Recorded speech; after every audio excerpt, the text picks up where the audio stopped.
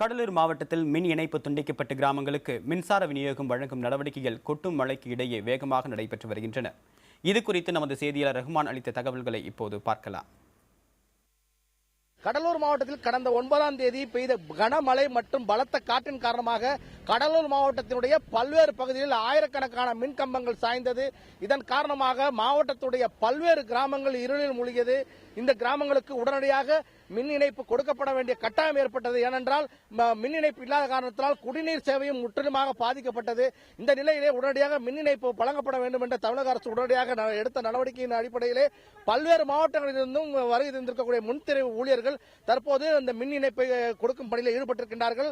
நாம் நின்று கொண்டிருக்கக்கூடிய இந்த பகுதியானது கடலூரிலிருந்து சிதம்பரம் செல்லக்கூடிய சாலையாகவும் இந்த சாலையிலே ஏராளமான மரங்கள் முறிந்து மின் இணைப்பு முற்றிலுமாக துண்டிக்கப்பட்ட சாலையாகும். இந்த பகுதியிலே தற்போது புதிய மின்கம்பங்கள் அமைக்கப்பட்டு அந்த மின் இணைப்பை கொடுக்கும் பணியில் ஈடுபட்டிருக்கிறார்கள். இன்று காலை முதல் கனமழையானது பெய்து கொண்டிருக்கிறது. இந்த மழையையும் பொருட்படுத்தாமல் அவர்கள் இந்த இணைப்பில் ஈடுபட்டிருக்கிறார்கள். இந்த கனமழையிலும் அவர்கள் இங்கேயே மதிய உணவை சாப்பிட்டுவிட்டு தற்போது இந்த இணைப்பை கொடுக்க வேண்டும் என்ற நோக்கத்தோடு அவர்கள் செயல்பட்டு வருகிறார்கள். இந்த நிலையிலே இது குறித்து நாம் அவர்களிடம் கேட்போம். ஐயா, அதாவது இப்ப என்ன பணி என்ன செஞ்சிட்டு இருக்கீங்க? மின்கம்பம் நடப்பட்ட மின்கம்பம் வழியாக கம்பி இழுக்கப்படுகிறது. ஒரு மழையை பொருட்படுத்தாமல் கடுமையாக உழைக்கிறோம்.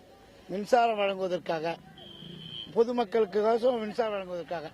அதாவது எப்படியாவது அனைத்து கிராமங்களுக்கும் மின் இணைப்பு வழங்க வேண்டும் என்பதற்காக கடும் மழையையும் பொருட்படுத்தாமல் இதனுடைய பணியானது தற்போது நடைபெற்று வருகின்றது. புதிய தலைமுறை செய்திக்காக கடலூரிலிருந்து ஒளிப்பதிவாளர் மதனுடன் ரகுமான்.